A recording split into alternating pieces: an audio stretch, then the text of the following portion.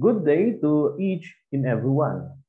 Welcome to the first discussion for the subject Introduction to Criminology, the most basic subject in the criminology course.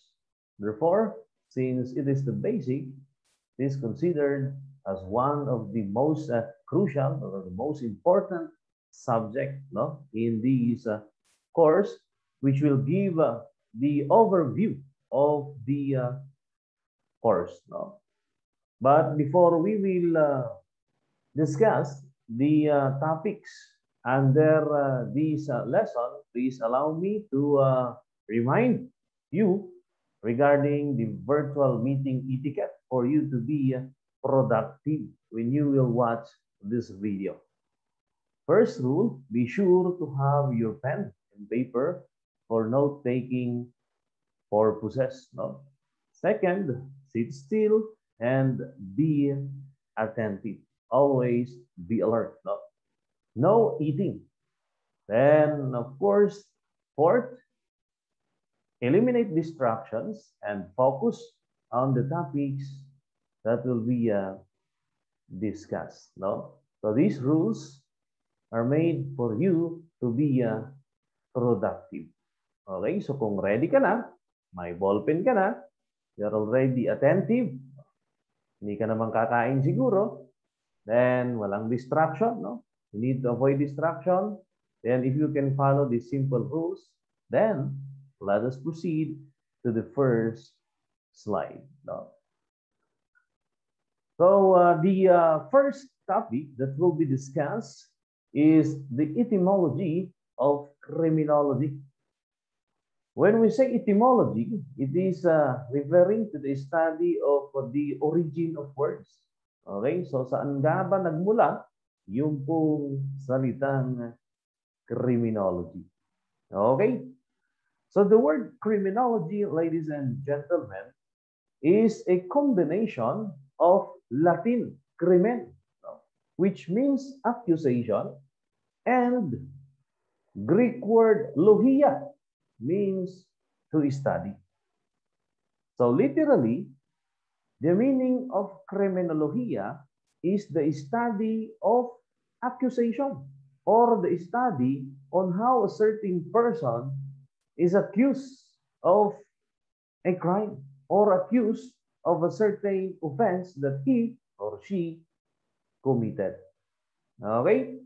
So the word criminologia, which is a combination of the word crimen or Latin crimen and the Greek logia, was introduced in 1885 by Italian law professor Raphael Garofalo, one of the proponents of the positivist theory.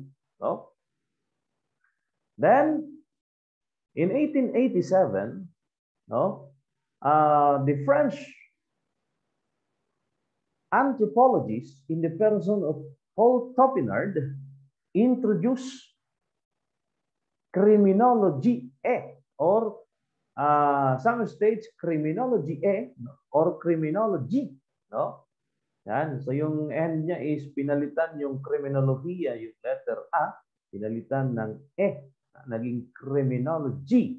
That is the word which was introduced by French anthropologist Paul Topinard. Then, after the French word criminology, ito po ay naging English word na criminology. Ayun na po yung ginagamit ngayon. The word criminology was introduced by Edwin Sutherland in 1924 when he authored his book Principles of Criminology. Okay? And because of the book of Edwin Sutherland entitled Principles of Criminology, he became the Dean of Criminology for providing the universal definition of criminology. So yun po yung etymology ng salitang criminology. Paano siya nabuo? Ayan. So ngayon, ano ang definition ng criminology? Ayon sa kanyang universal definition na inintroduce ni Edwin Sutherland. Okay? According to Edwin Sutherland, criminology is a body of knowledge regarding crime as a social phenomenon. Okay? So the focus of the study in criminology is crime. Okay? And of course, as a social phenomenon, because crime occurs within the society. And according to him, no, crime is an inevitable. It is natural.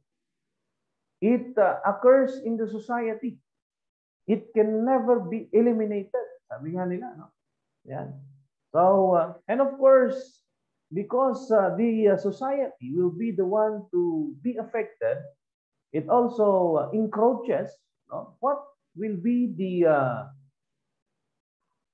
reaction, no, of the society towards the crime. Okay, that's why it includes, okay, the three scope. No? He also introduced the three general scope of criminology or the three general divisions. Okay? Sabi niya, crime is a social phenomenon because it is normal that it occurs within the community or within the society. Okay? And he also added that the criminology, okay, or its scope includes the process of making of laws. Okay? Of course, that is one of the reaction of the society when a crime is committed or when an act which is detrimental to the society is committed. And therefore, they should pass a law. No? So, that is the first general division of criminology, which is known as the sociology of law. Okay? The second is breaking of laws. The second scope, which was introduced by Edwin Sutherland, okay, that pertains or focus on the study of causation of crime, or also known as criminal etiology. And third major branch is the society's reaction towards breaking of laws. And that is now the penology. Okay? So ano nga ba yung pong reaction ng society? Siyempre, magbigay or magpataw ng parusa pagka ang krimen ay nangyari. No? So makikita natin ano nga ba yung focus ng study sa criminology? Crime. Okay? And of course, the reaction of the society towards the crime. Okay? Yeah, that's why people make laws, okay, punishing a certain act. No? Yan. So, anong pag-aaralan natin? Mga batas. Ang pag-aaralan natin. Paano ginagawa yung batas?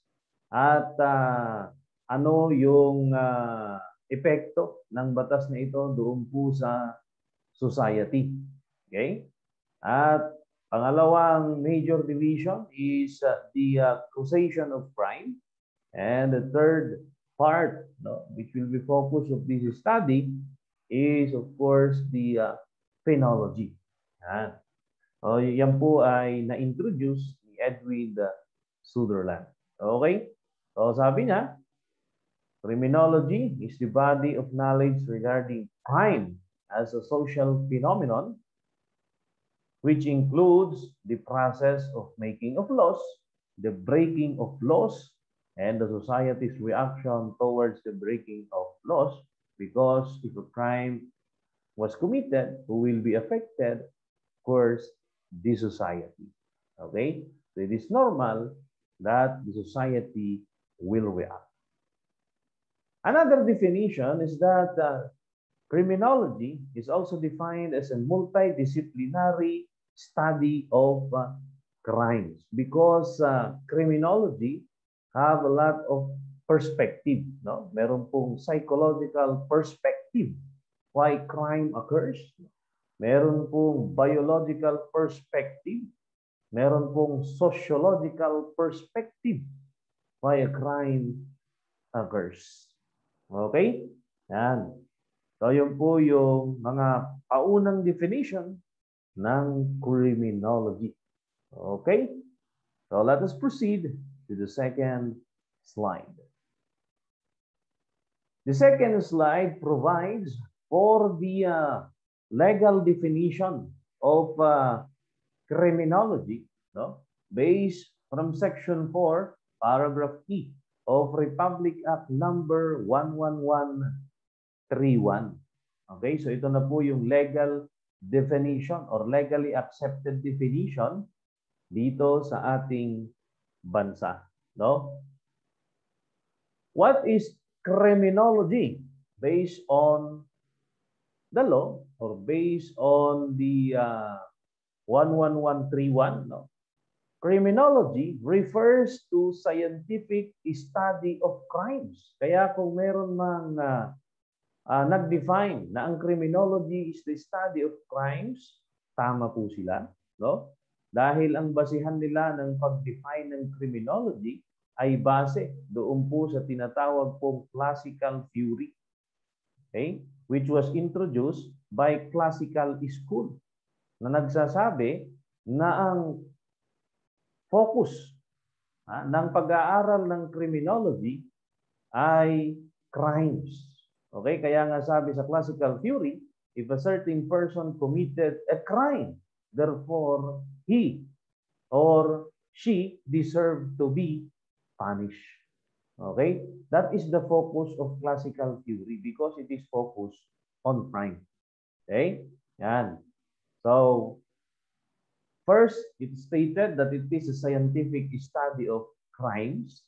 Okay? Second, it is also the scientific study of criminals. Okay?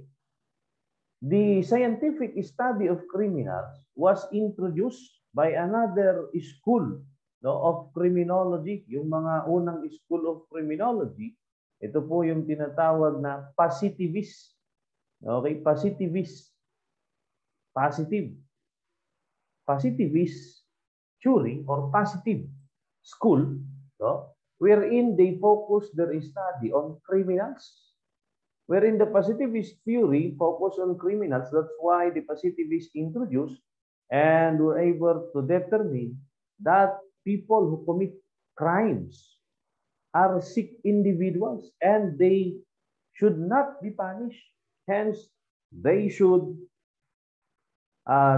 be rehabilitated. Kailangan sila po itulungan sapagkat sila daw ay may sakit, kaya nakakumit sila ng krimen. Okay? So, criminology refers to the scientific study of what? Crimes. Okay? Based on the classical theory. So, criminals. Ayan. And, sabi dyan, dinagdag na ngayon dahil sa mga naglilipa ng mga modernong theory. They included the victims, study of victims. It is called as victimology, no? Because based on the recent studies, they discovered that the victim have a contribution in the occurrence of crime. Okay? So generally, criminology in our country refers to the study of crimes, criminals, and victims. Not only that, but it also deals or it also encourages or include the prevention of crime, yung pong crime prevention. That's why we are studying crime so that we will be able to know the cause of the crime so that we'll be able to introduce an idea or theory on how to prevent the crime. Siyempre, kung alam mo ang dahilan, alam mo ang cause ng crime, you know how to solve the crime. Diba? And of course, Prevention, yung una, hindi pa nangyayari yung krimen, no? Prevention. Pagka nangyari na, solution of crimes. Ito na po yung criminal investigation and so on and so forth. Okay? So tatandaan nyo po yung focus of study. Then madidefine nyo kung anong criminology. No? So criminology refers to the scientific study of what? Crimes, criminals, victims, and to include the prevention and solution of crimes. So in the Philippines, legally speaking, criminology refers to the scientific study of crimes based on classical theory, criminals based on positivist theory, and victims based on victimology. At syempre, nadagdag na dyan, bakit mo pinag-aaralan ang krimen? Para alam mo kung paano ito pigilan. That is the crime prevention. Pag nangyari na ang krimen, para alam mo kung paano ito resolbahin or paano solusyonan. Okay? So that is the legal definition of criminology in our country. Okay? So next slide. No? So kung yun ang criminology, ano naman ang BS Criminology? What is Bachelor of Science in Criminology? No? Bachelor of Science in Criminology, yun po yung in-enroll ninyo, yun po ay isang kurso. No? So Bachelor of Science in Criminology, ladies and gentlemen, is a 4-year degree program, 4 na taon, kung hindi po kayo uulit, no? At wala po kayong ibabagsak na subject, 4 na taon yan. So, it is a 4-year degree program in the Philippines that is mainly concerned with crimes and criminals. Okay, so what we will learn is about crimes, no? Criminals, no? Victims, how to prevent crimes, and how to solve crimes. Okay, which is geared towards career in police administration, meaning if you will finish the course of criminology and pass the licensure examination for criminologists, then you can enter to the police administration, no, law enforcement agencies, to the correctional institutions, Bureau of Corrections or Bureau of Jail Management and Penology, no? Scientific crime detection, you can be a detective or investigator, jail management and penology, fire protection, industrial security, and in different law enforcement agencies in our country. Okay? So its value lies in the improvement of criminal justice administration, responsiveness to the strengthening of law enforcement agencies, and of course, enhancement or improvement of public safety. Okay? Yan. So pag-aaralan yung krimen, hindi para gumawa ng krimen or para mas magaling gumawa ng krimen. No? Kundi para po makapag-introduce ng idea kung paano mas magandang pigilan yung pong krimen para ma-enhance or ma-improve yung pong seguridad ng publiko. Okay? So, ibig sabihin, pagka-graduate ka na ba ng criminology, ay pwede ka na pong magpulis. Okay? So, kailangan ay meron ka pong eligibility. Pag-graduate po ng Bachelor of Science in Criminology, ano ang susunod na gagawin para makakuha ng eligibility? Pwede kang mag-exam ng Civil Service Examination. Pwede ka rin mag-exam ng NAPOLCOM Examination para sa PNP. No? Pwede ka rin, at ito yung pinaka-the best, no? Mag-board exam ka or yung pong tinatawag na licensure examination for criminologists para hindi ka na lang criminology, magiging criminologists, no? So magiging licensed criminologists. Licensed criminologists refers to a person who passed the licensure examination for criminologists. Okay? Yan. Yan po ang kursong Bachelor of Science in Criminology. So, ibig sabihin, 4 na taon kayo. Kung first year kayo ngayon, habang pinapanood niyo po itong video na ito, ay 4 na taon pa ang inyong bubuuin para sa ganun ay matapos kayo sa kursong Criminolohiya or Criminology. Okay? So let us discuss the definition of criminology from different perspectives. Okay? So ang criminology ay na-define sociologically, psychologically, and psychiatrically. So what is the sociological definition of criminology? Criminology is the study of crime focused on the group of the people and society as a whole. This is the definition or sociological definition of criminology. No? You will study the crime, no? Wherein you will focus on a group of the people and the effect of this crime to the society. What is the reaction of the society towards the crime? No? And so sociological definition.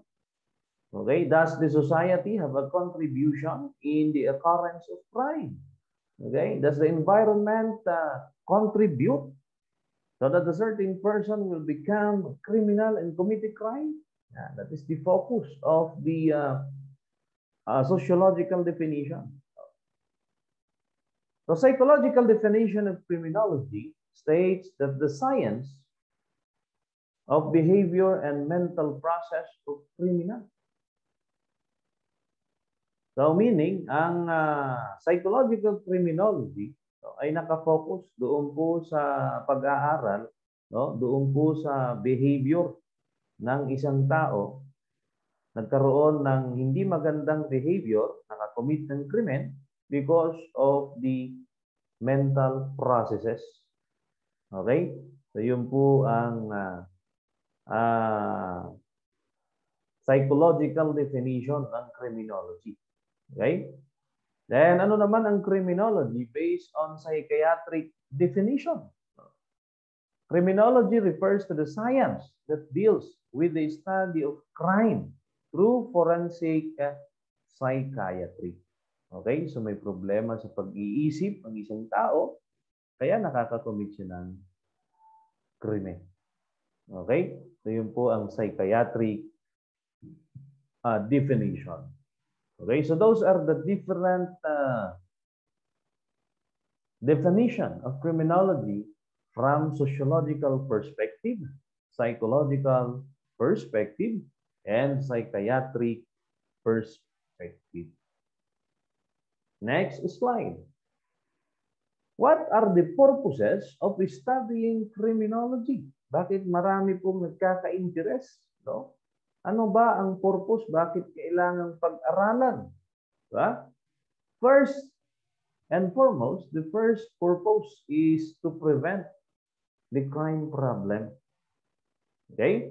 So, criminology or criminologists study crime so that they will be able to know how to prevent the occurrence of crime. Okay? Second, to understand crimes, okay, that is pertaining to the criminal etiology or the causation of crime, okay, with the end result of preventing the crime. And of course, to understand the criminals, why they commit the crime. What are the types of criminals? How to prevent them from committing crime. Third, to prepare for career in law enforcement and scientific crime detection. Okay, you study criminology so that if you will be in law enforcement or you will be employed in law enforcement, no? And you know how to investigate and detect crimes. Fourth, to develop an understanding of constitutional guarantees and due process of law enforcement administration of justice, no? So that a certain individual will be able to know the right of person detained, arrested, and under custodial investigation, or to know the what we call as due process of law. Okay? And fifth, to foster a higher concept of citizenry and leadership together with understanding of one moral and legal responsibilities to his fellow men, his community, and nation. Okay, so that is self-explanatory. No? So those are some of the purposes of studying criminology. Okay, that's why if you want to prevent crime from happening, and of course, wag lang puro umpisa. Baka nag-enroll ka lang, first year, ipagpatuloy mo yan hanggang makagraduate ka. No? So, you want to understand crimes and criminals, so you should listen attentively to all of your professors in this course. Okay? And if you want to become a law enforcer, investigator someday, no? So you need to learn. Okay? You need to listen to all of your instructors. Okay? You are in the right path. Okay? Yan, for your chosen career. Kung gusto mong maging career, no? Kung pinili mong maging career in the future. Yan, no? So, generally, there are two primary aims of studying criminology. No? First is to understand crimes and criminals. And second is to prevent the occurrence of crimes. That is the main focus actually. Of course, dahil kung ikaw ay nasa law enforcement agencies, then ano ba ang iyong function, no, to study crimes in order to prevent them, to study criminals in order to rehabilitate them, no, para pag nakulong sila, paglabas nila ay hindi na sila ulit gagawa ng krimen, and of course to prevent the occurrence of crime. So what is the importance of studying criminology? Criminology can be a source of philosophy in life. Magandang philosophy yan, especially sa discipline. Yan. The knowledge derived from studying crime is good foundation for an individual's philosophy and lifestyle so that you will not be victimized. Yeah, you know how to prevent crime. That is a good philosophy in life. Criminology is a profession not only for social service but also for legal practice as well. People study criminology because criminals are legitimate objects of interest or legal object of interest. They should be understood in order to know how to control them. Okay? So, kaya nga pinapag-aralan, no? Para alam natin kung paano sila i-control. Para ma-prevent yung occurrence ng crime, no? So authorities should know a bit of criminology because crime is very expensive problem of the society and wala pong pinipili ang krimen, no? Anybody could be victim, diba? Or could be victimized. So everybody should have the interest to study, no? Yan. So napaka-interesting po itong pong course na ito, no? The value of property, loss of medical expenses, insurances, moving costs, and intangible costs of pain and sufferings is too high as a result of victimization. That's why the authorities should be aware of this. Okay? Yan. So those are some of the importance of studying criminology. You could use it as a philosophy in life, for legal practice, no? For you to understand criminals in order for you to control them. And of course, you need to know also criminology so that you will not be victimized because crime is very expensive problem of the society. It should be known by the society, especially the civilian authorities or those elected officials. Okay? So next topic will be the nature of criminology. Okay, ano nga ba yung pong nature of criminology? First and foremost, criminology is an applied science Pag sinabi nating applied science, ano ba ibig sabihin doon? Yung matututunan mo ay pwede mo pong gamitin. Okay, apply. Pwede mong i-apply, no? Yan. So anthropology, psychology, sociology, and other natural sciences may be applied in the study of causes of crime, when chemistry, medicine, physics, mathematics, and etc. may be utilized in crime detection. Okay? Yan. So, pwede nating i-apply later on yung po ating matututunan. Okay? Yun po ang nature ng criminology. Yan, no? So, basic sa anthropology, yung pag-aaralan natin ay yung pong psychological and biological characteristics of a certain person. To understand a certain person. Ba? Psychology, how a certain person thinks. Diba? Sociology, how a certain person deal with other, how a certain person or criminal deal with other person. Like that, no? So, it can be applied, okay? Not only if you will become a law enforcer, but you can apply in your daily life, even if you are not a law enforcer. So, applied science, no? It can be applied. The things that you will learn in criminology, you can apply it later, especially when you will become a law enforcer. Okay? Second, it is a social science. Inasmuch as crime is a creation of the society and that it exists in a society, its study must be considered as a part of social science. Why social science? Diba? Well, crime exists in the society. Okay? Who will be protected if you will prevent crime, or if you know how to prevent crime? Who will be protected so that crime will not occur? The society. Okay? And if you are a law enforcer, where would you enforce the law? Within the society. Okay? So it is a social science. Who are criminals? Who commit crime? Saan nanggagaling? From the society. Okay? Third, criminology is dynamic. Criminology changes as a social condition changes. Pag sinabing dynamic, ito po'y nagbabago rin. No? Yan. That means the progress of criminology is concordant with the advancement of other sciences that has been applied to it. So if there are advances, criminology also have an improvement. Okay, like for example, sa krimen, no? Meron na pong cybercrime ngayon.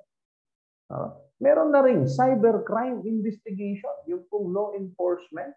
At yun din po pinag-aaralan ng criminology because it is a crime. It is a new crime.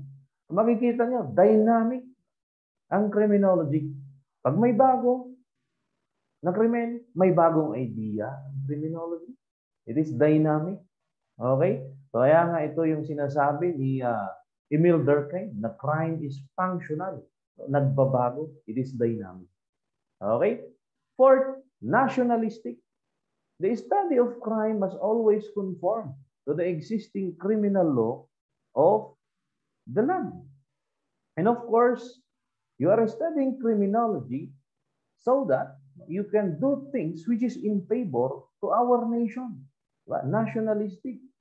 If you will prevent the occurrence of crime, then of course, you are protecting the society of the nation. You are protecting the constitution of the nation. That is nationalistic. So tandaan po, yung pong nature ng criminology, it is an applied science because what you will learn here could be applied, no, in your daily life or in your chosen career. It is a social science since what you will learn, no, can be applied in the society.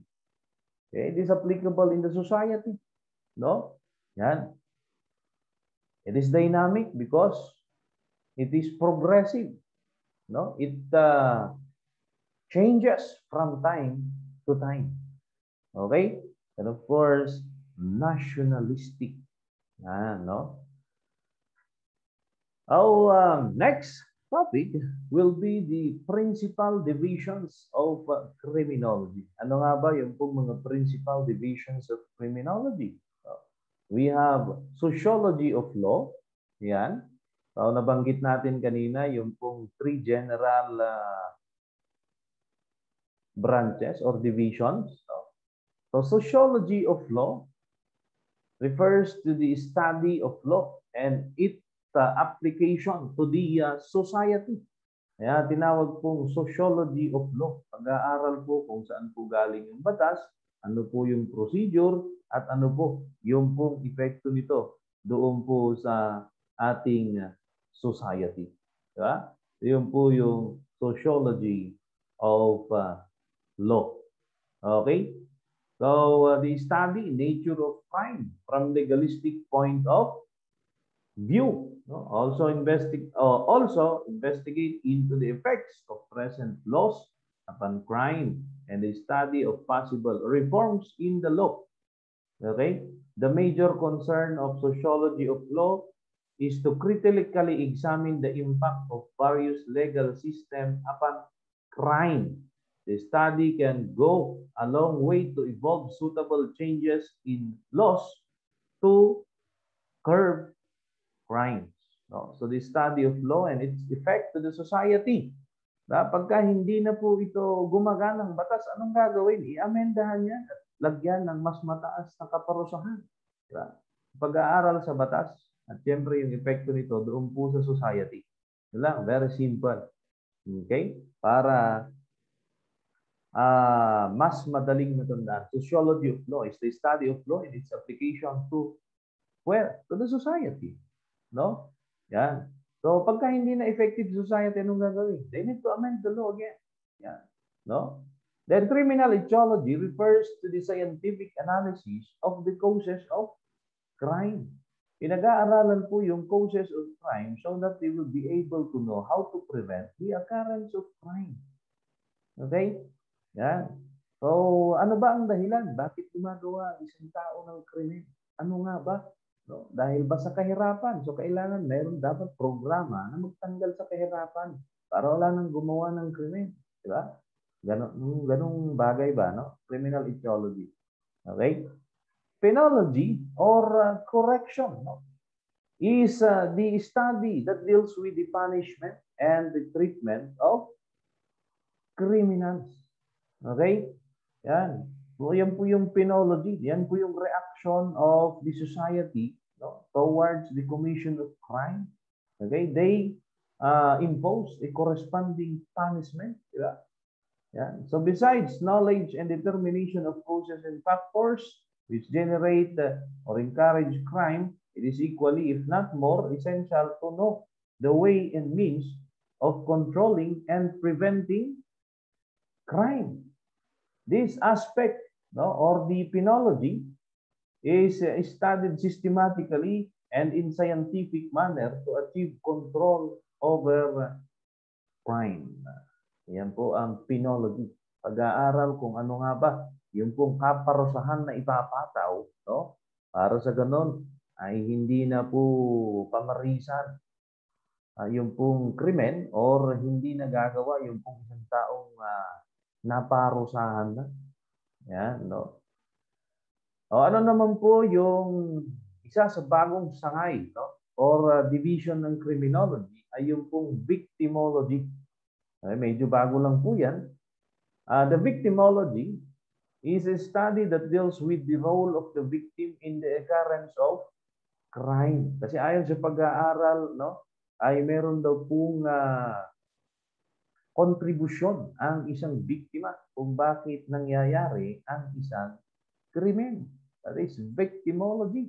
For example, sa mga kasong rape, no, ay likas daw sa mga tao, diba, na merong tinatawag na lust or yung pong libog. Siyempre, kung yung isang babae pinapakita kung ano-ano, tapos yung isang lalaki ay may lust or libog, di natin alam kung anong mangyayari.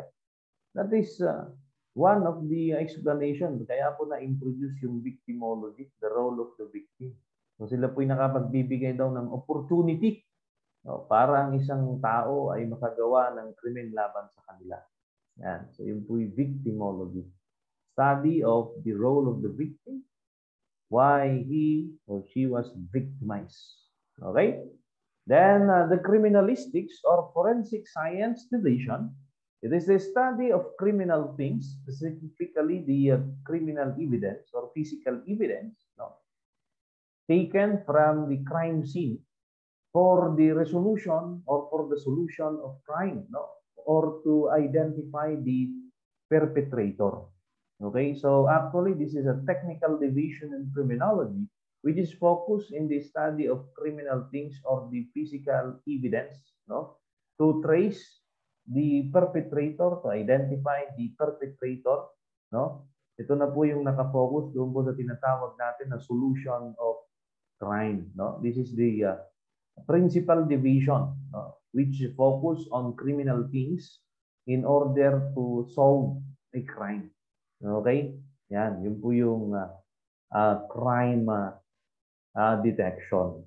Okay? So, hanggang dyan lamang po yun pong ating pag-uusapan sa video presentation na ito. Mga giliw kong tagapakinig at tagapanood dito po sa ating YouTube channel. Maraming salamat sa inyong pagkikinig at sana po ay meron po kayong natutunan mula po dito sa ating short video presentation, no? So meron kang natutunan na kahit konti, baka pwede namang paki-like at paki-subscribe na rin at pindot yung bell button, ipindot mo yung all para ikaw po ay ma-update kapag ka nag-upload ako ng bagong video. No, thank you very much and God bless you all. Okay?